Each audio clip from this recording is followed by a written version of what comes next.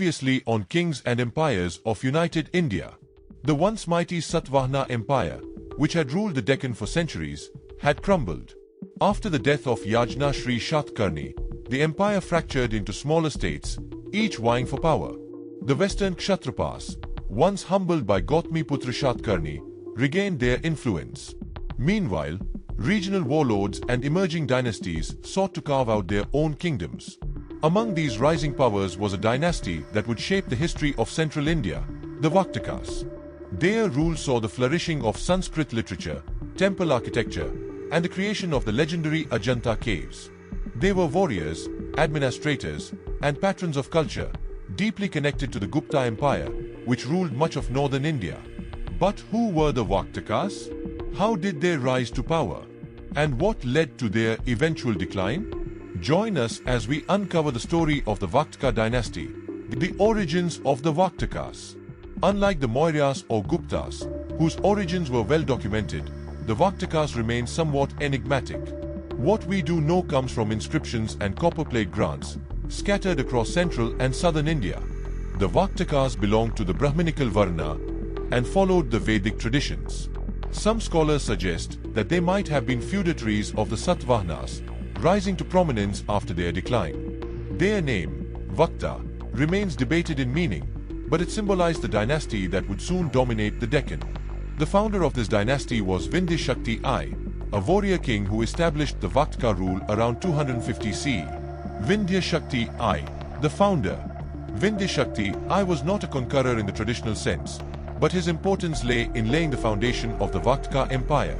He ruled from c. 250 to 270 CE, establishing his capital in Vidarbha, modern Maharashtra. Though his conquests remain unclear, he likely expanded his control over neighboring regions, solidifying Vakataka rule. However, it was his son, Pravarasena I, who would take the dynasty to new heights. Pravarasena I, the first great king. Pravarasena I was the first Vakataka ruler to adopt the title of Samrat, Emperor. He ruled for nearly 50 years, c. 270 to 330 CE, and embarked on ambitious military campaigns. Under him, the Vakataka kingdom transformed into a full-fledged empire. Pravarsena's expansionist policies extended Vakataka rule across Maharashtra, Madhya Pradesh, Chhattisgarh, and parts of Telangana.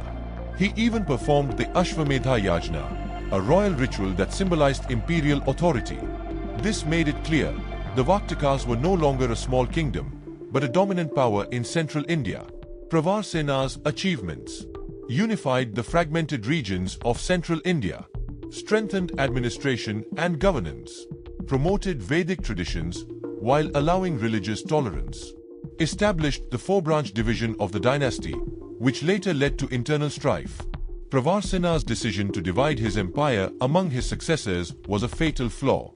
After his death, the Vakataka Empire splintered, paving the way for both internal rivalries and external threats.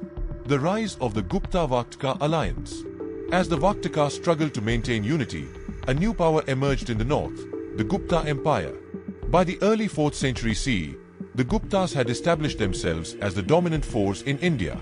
Their influence extended across the Gangetic plains and beyond. Recognizing the strategic importance of an alliance, Chandragupta to Vikramaditya married his daughter, Prabhavati Gupta, to Rudrasena II, a Vakataka king. This diplomatic marriage strengthened both dynasties, ensuring that the Vakatakas gained Gupta military support. The exchange of culture and administration flourished between the two empires. The Vakatakas became a bridge between North and South India, influencing trade and politics. After Rudrasena II's early death, Prabhavati Gupta ruled as regent, wielding significant power over the Vakataka court. This was a rare example of a strong queen shaping Indian history, the cultural and artistic renaissance. While the Mauryas and Guptas are often credited with India's artistic achievements, the Vakatakas played a crucial role in shaping Deccan art and architecture. Their most famous contribution was the Ajanta Caves, built during the reign of Harishena, c. 460 to 477 CE. These rock-cut Buddhist caves, adorned with intricate frescoes and sculptures, became a center of Buddhist learning and artistic excellence. Other contributions.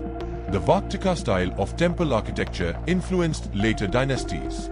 Sanskrit literature flourished under their patronage. Buddhist and Hindu traditions coexisted peacefully. Harishena's reign marked the pinnacle of Vakataka culture, but after his death, the empire began to weaken. The decline of the Vakatakas. Like all great empires, the Vakatakas eventually fell. By the late 5th century CE, their decline was evident. Several factors contributed to their downfall. 1. Internal conflicts between different branches of the dynasty. 2. Weak rulers who failed to control rebellious feudatories. 3. The fall of the Gupta Empire, which removed a major ally. 4. The rise of new regional powers, such as the Kalacharis and Chalukyas. By the early 6th century CE, the once mighty Vakataka Empire had faded into history. The legacy of the Vakatakas. Though their political power declined, the Vakatakas left behind an enduring cultural and artistic legacy. Their contributions to temple architecture, literature, and governance influenced later Indian dynasties. Key legacies. Marriage diplomacy with the Guptas set a precedent for future political alliances. The Ajanta Caves remain one of India's greatest artistic achievements.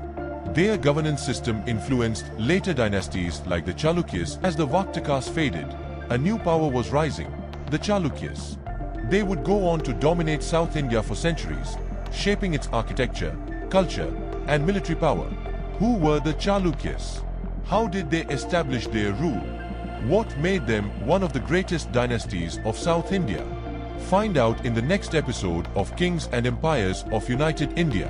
Until then, the wheel of history keeps turning.